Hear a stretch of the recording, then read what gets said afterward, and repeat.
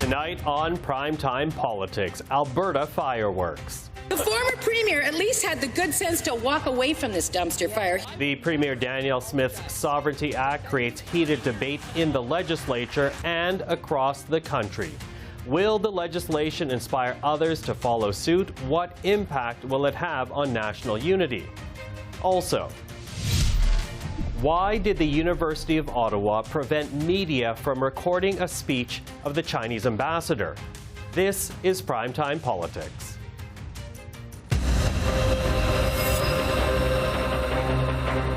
Hello everyone, I'm Michael Serapio. Alberta's Sovereignty Within a United Canada Act continues to spark debate right across the country and also within the Alberta legislature. Take a look at this exchange from yesterday. Will the Premier answer the question, why is she risking Alberta's future just to cater to her far-right, fringe, separatist base? Stop it. Think of Albertans and revoke. The Honourable the Premier. I will never apologize for defending Albertans against federal actions harmful to our province. I will never deviate.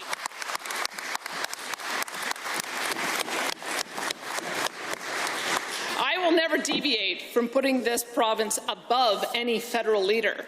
My loyalty is to Albertans.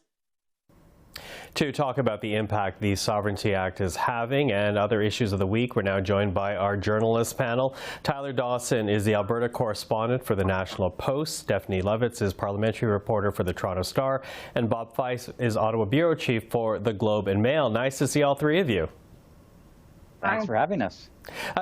Very happy to have you. Listen, Tyler, I'm going to start with you because we've seen the reaction within the legislature over this bill. Going into it, we were told Albertans really, for the most part, did not support the bill. But now that it's been tabled, does that still hold true? It's a little bit hard to say. As you mentioned, a lot of the polling from the summer and in the lead up to the legislature returning suggested that Albertans really wanted to be hearing about sort of some of the bread and butter issues out there, affordability, inflation, that sort of thing. Where there was a lot of support for, taking the fight back to Ottawa was within the party's membership and the party's base, which explains in large part why Danielle Smith won the race to become leader. The one thing we can say for certain is that the First Nation chiefs in Alberta are really, really unhappy about this. They've held a press conference last week to condemn it. They are not any more impressed by the bill that they've seen. And that's sort of put the government in a position where now they've got to go to consultations to try and smooth over some of those problems. So that's what's happening right now in Edmonton and Alberta. Stephanie, the Prime Minister here in Ottawa, says he's not really taking anything off the table quite yet, but for now he's going to wait and see what happens. What do you make of that strategy? Well, I mean, for one, it's prudent in the sense that not only does this bill have to jump through all the legislative hoops that any piece of legislation has to jump through anywhere, but also, let's not forget that Premier Danielle Smith has to get reelected in May as Premier, perhaps for any chance to even use this bill. And so, not getting into it right off the top with Alberta and just waiting to see not just how the legislative process plays out, but how the political process plays out in Alberta. I mean, she's already had to walk back the bill in numerous instances and tweak it and say, maybe I don't even need to use it. So does the government in Ottawa need to run around with their hair on fire for a bill that's really only in its infancy in terms of what it's going to look like, never mind how it would be applied? Okay, so as you point out, a provincial election just 6 months away. But, Bob, I'm wondering about how difficult of a challenge this actually is for Trudeau, because while not as far-reaching as what we're seeing with the Alberta Sovereignty Act, Saskatchewan has its own Saskatchewan First bill. It's now past second reading. So whether or not the Alberta bill makes its way beyond a re-election, I'm wondering about the kind of genie that's been unleashed by opening up this bottle. Well, look, I think that Western Canadians do have some legitimate concerns about the way the federal government has been treating them, particularly on issues that matter to them on the energy sector, for example, but even the whole issue of reduction of fertilizer targeting, because that's making fertilizer far more expensive for farmers on the prairies, and that's become a big issue. There needs to be Ottawa needs to really get serious about trying to address some of these concerns in Alberta and Saskatchewan. But having said that, It looks to me like Premier Smith has basically shot herself in the foot. The business community in Alberta are not happy at all with this legislation, and I would imagine that most people are scratching their heads and saying, look, we just went through a very, very severe economic downturn in Alberta, and the city of Calgary, for example, office spaces were empty. People were leaving. There was a lot of unemployment. Higher oil prices has brought the economy back into pretty good shape, and there are a lot of revenues coming in. But we're also heading into a recession, and cost of living is going to be a big issue for Albertans, and they're probably going to be saying, like, what is she doing here? She's playing to her hardcore supporters because they like this kind of stuff, but it doesn't make the bread and butter issues doesn't mean anything to me as an ordinary Albertan trying to get by. So I think she's actually going to hurt herself more, and which I think is why the federal government is playing it really standoff on this, and we'll see what happens in the May election campaign. Let's build a bit on what you just said there, Bob. And Tyler, I'll bring you in at this point, because, as Bob is saying, there are concerns, grievances coming from Western Canada that is a part of this, is fueling this. But I'm also wondering, beyond policy, how much of what we're seeing right now in Alberta and Saskatchewan really a reaction to Justin Trudeau himself? Yeah, I mean, a large part of this is that there's a Liberal government in Ottawa. It's always been fashionable to try and put the boots to Ottawa whenever possible if you're the Premier of Alberta or someone who's wanting to be the Premier of Alberta. But there's no doubt that this sort of hangover from the National Energy Program from the Pierre Trudeau years is made a little bit worse in many people's eye by the fact that it's Pierre Trudeau's son in power right now.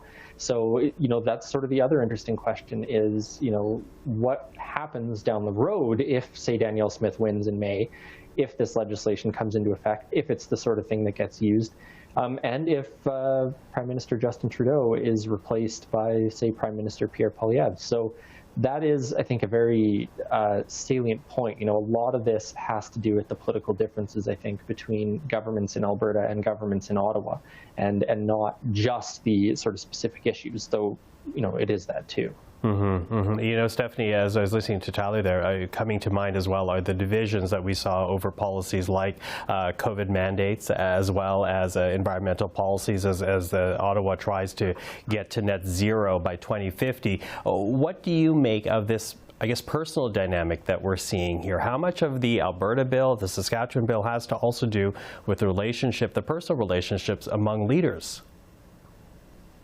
It's an interesting question, but you referenced COVID, so I'll just bring it back to COVID for a second. I mean, think about the early days of the pandemic, right? When every single premier and the prime minister were working just fine together to try and solve issues of national importance because they could agree on a common ground, they could agree on a common language, they could figure out a way through.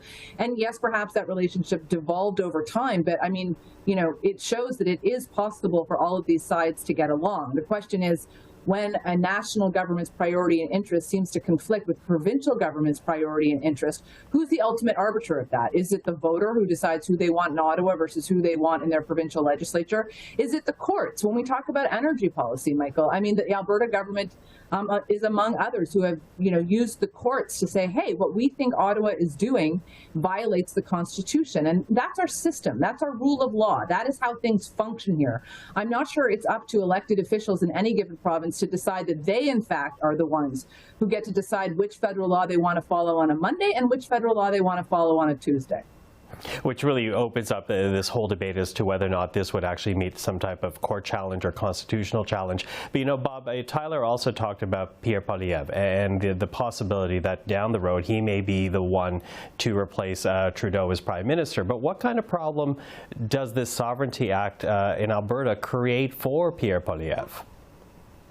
Well, he said this week that all these problems with the provinces would end if he's Prime Minister, simply because he'd be Prime Minister, which there's no meat on the bone. He hasn't said how he would solve a lot of these problems, and obviously he wants to build more pipelines, so presumably that would make people in Alberta happy. But that's not an easy situation to do, because you're going to be challenged in the courts, and the courts will make a lot of the decisions. So there could also be a backlash in vote-heavy areas of Quebec and Ontario, for example, and British Columbia, if he gets too much in bed with Premier Smith, who holds some pretty hardcore views that probably are not very mainstream. So he's got to be walking a bit of a tightrope himself, as much as Justin Trudeau is, even though he's obviously more sympathetic to the position of of Premier Smith than he is of Mr. Trudeau. But it's not an easy walk for him either, because there are repercussions in other parts of the province if he gets too close up or too friendly with Smith's version, particularly this idea of hers that she can just say that federal laws are unconstitutional. I mean, and that it doesn't come from the legislature. It comes from cabinet ministers can decide this on their own. I mean, that's not the way the country operates. And all of these, anything she tries to say that a federal law is unconstitutional, it will be challenged in the courts. And Alberta has had a very poor record of winning court challenges over Ottawa's jurisdiction. Mm-hmm. Okay, listen, now, of course, we're going to keep following that story as its bill makes its way through the Alberta legislature. But right now, I do want to switch topics here before you go and talk a bit about China. As we know, the reports have been out for weeks now of China's attempt to interfere with the 2019 Canadian election. But when asked if he had been briefed on the matter, the Prime Minister has not really answered that question. Bob, what's going on here? If the Prime Minister wasn't briefed, then what was that sideline with President Xi all about at the G20? Well, I think there was a mistake in reporting on that. People were saying that the Prime Minister raised the issue of election interference with President Xi. What he raised with them, according to the readout, was interference, and there is a lot of interference by China in Canadian domestic politics and potentially in elections as well. But the biggest interference issue right now, for example, has been these Chinese, so-called Chinese police stations that have been set up in Chinese Canadian immigrant communities, which are illegal, and which the Chinese ambassador has been called in on numerous occasions, and the government has told them to shut these things down. And although they have not said so, they've indicated that diplomatic credentials may have been withdrawn or threatened to be withdrawn from Chinese diplomats who are involved in any of these police stations. So that is one big issue of interference, but there are so many others.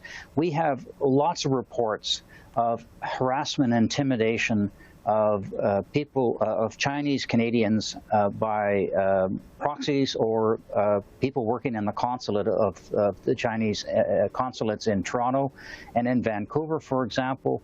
We know that there's a lot of interference where they have their students basically try to obtain Canadian technology or knowledge that they pass back to, these are students studying here, to take technology and transfer it back to China.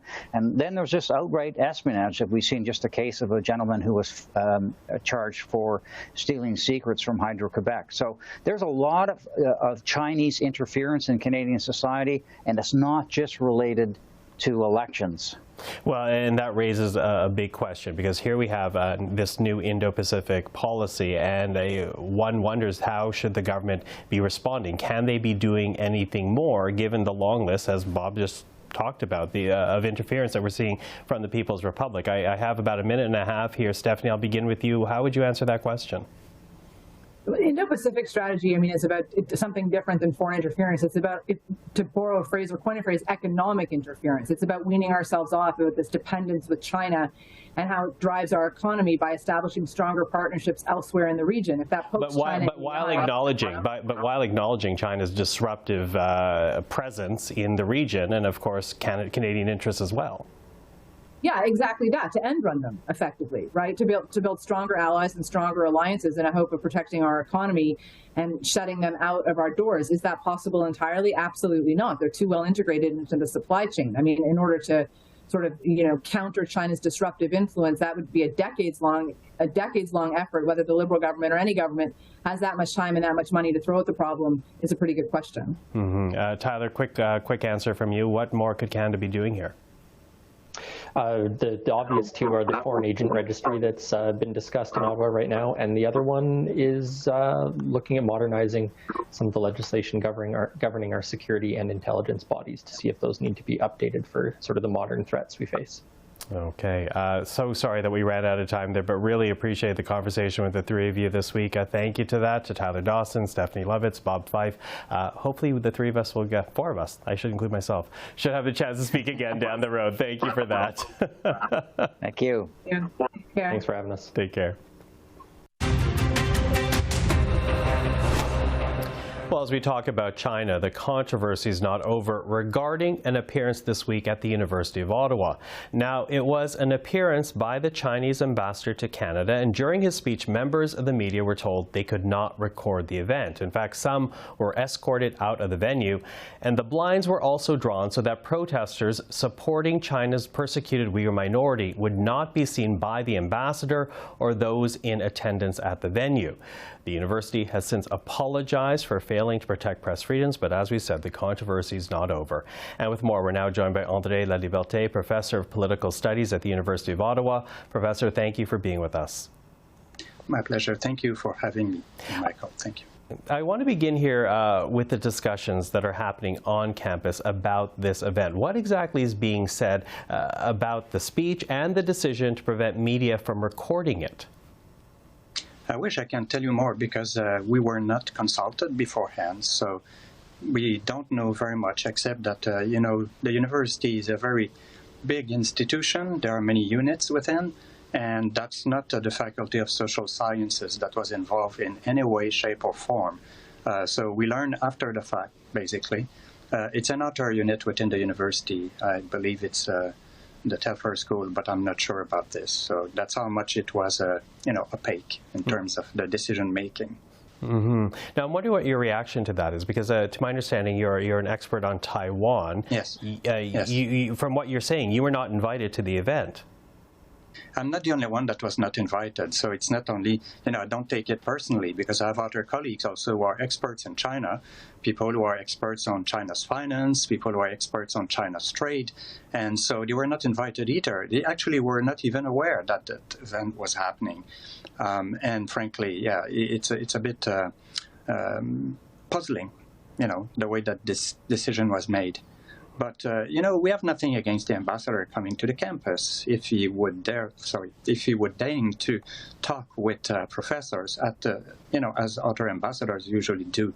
What we really don't appreciate is the fact that he's imposing, you know, how he should be speaking in our university. That's not the place to do that. Mm-hmm, mm-hmm. I'm also wondering about the, as you said, it's a bit opaque as to the invitation, but as you noted, here you are in the university, you have many experts. In an ideal situation, you said it would have been good if the ambassador had engaged the academic staff at the university, but what kind of discussion could have happened had that been the case, rather than just a speech that no one was allowed to record? Well, exactly. The problem is that, first of all, it should be recorded if it's meant to be a public event. And my understanding, after the fact, it appears that it was an invitation, well, as your image show, right, that was to sell programs to attract students. So it's kind of an advertisement. But at the same time, we're not, you know, the logic, the mercantilist logic that is involved in that was a little bit, quite frankly, shocking. Mm-hmm. From what I heard, and I wasn't there either, but he reportedly, the ambassador did condemn Ottawa's new Indo-Pacific strategy. I'm wondering if you heard anything else, at least secondhand, of what he had to say. Well, to me, that's frankly, the strike that breaks the camel back. Because I think, you know, on the one hand, he wants to claim that this is a almost private meeting, that he's there just to advertise his program, and then suddenly he starts to make political statement. Well, I think that it's really impolite on his part to do that, to say the least. If he wants to talk politics, well, he should invite people who know something about politics, who could offer a different perspective. Now, as we said, the university has apologized for telling the press to leave, that it couldn't be recorded. But I'm wondering if anything else might be done. Is there anything that the university could do moving forward? Perhaps host a different speech or a lecture series to perhaps address the concerns that have been raised by this one event that, again, was not recorded for others to see who are not in that room? Well, I think that next time that there are invitations, I mean, for the other ambassadors, that's not an issue. Usually that's advertised and that's open to the public. And we don't tell that people must make reservation in the way that it was, you know, people were told, some people learned at the last moment that this event would occur, and then they were told that the room was full. So it seems to me like it was a pre-advertised event. I don't know, maybe it's the embassy itself that made the selection. I have no idea. As I said, it's what is especially irritating for many of us is that we don't know much about the whole way that this thing was decided in the first place. Was this about attracting international students to the University of Ottawa? Is this what this event was about? Now, let's face it, every university wants to attract international students. So University of Ottawa is not unique in that respect. It's just that I think that it's important, you know, to do it well. And certainly to have the ambassador of a country like China is especially at this time. You know, I'm actually quite upset that I have to talk to you about this issue because I should be paying more attention to what's happening in China. After all, you know, my specialization is not to comment on the rector's decisions, but it's really to look at what's happening in China.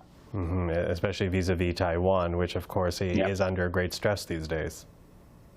Yeah, I would hope that actually, we'll see if the rector would like to invite the ambassador from Taiwan. I'm sure that the situation would be markedly different. There won't be, media will be really welcome to come and join us. Professor André Laliberté, thank you very much for the time today. Thank you, Mike. It was a pleasure. While the public hearings are now over for the Public Order Emergency Commission, the work does continue. And today, lawyers for convoy protesters received news of a significant win. The government agreeing to unredact information previously blacked out in 20 documents submitted as evidence. Now, they were originally withheld on the grounds of parliamentary privilege, but now all parties with standing at the commission will have access to the information. The public will have access to 8 of those documents. They were released this afternoon. The federal government's legislation to create a National Reconciliation Council was passed by the House of Commons yesterday. It is a direct response to the Truth and Reconciliation Commission's call to actions, and it did receive unanimous support among MPs. But the Inuit Tapidit Kanatami withdrew its support for the legislation, concerned about getting only one seat on a board of 9 to 13 people. Take a listen to the ITK president, Natan Obed. I think that the legislation, in principle, is one that stems from the TRC. It's a call to action 53. The idea that we need to think more about reconciliation is one that we share. That is a positive thing to do. The challenge that Inuit face often is that we are a minority within a minority. Our rights and our governance is often overlooked in the way in which decisions are made here in Ottawa. We are changing that, and we're forcibly trying to change that through the processes that we have co-developed with this government and the positions that we continue to hold. The scenario of a not-for-profit society that we have the ability to appoint one member in a board of 12 that may come up with recommendations directly to a minister that may be completely out of sync with Inuit positions and Inuit rights-holding considerations is of great concern to us based on the way in which the federal government and Canadians have chosen to be completely ignorant of our governance and of the difference between rights-holding positions and not-for-profit societies. We see that in the way in which certain institutions and organizations are treated And we also see it in the provisions of the legislation, where I don't believe many Canadians understand the difference between the representatives of Indigenous peoples versus organizations that serve Indigenous peoples on particular issues. So we are still quite concerned from a fundamental level about being understood and our rights being upheld and our institutions being supported in the face of willful ignorance about the respect that is necessary for our institutions.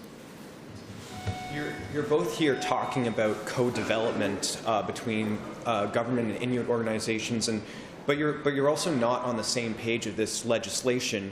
I'm just curious if you could talk about what's happened on that in the past few days and what's the path forward on it. Yeah. Well, from our perspective, the Government of Canada has been working towards this legislation for years, but the processes that the Government of Canada has used to come to the space where they had the first iteration of the bill were not co-developed with Inuit, and therefore our Inuit leadership, just like many other pieces of legislation, had to review it, had to have time to understand it, and then ultimately over the last few weeks has come up with a clear position on the legislation. If this piece of legislation was co-developed from 2017, 2018, when the first considerations of this bill were discussed, I don't believe that we'd be in this scenario where we would have to talk about it. I think moving forward, what we need to do is work with the government and work with all the interested parties in this legislation, at the Senate as well, to try to constructively try to address the concerns that Inuit have, and hopefully there is a way that that we can support the bill moving forward. This is, I think, a good moment in time to also show that despite the challenges that we may have in positions from time to time, that it in no way is ending our relationship and slowing down the work that we do together. But like any partnership where you have two independent parties, there are many times where there are disagreements in positions, and we will constructively try to work through them. And that is our program for tonight. I'm Michael Serapio. For everyone here at CPAC, thank you for watching. We'll see you again next time.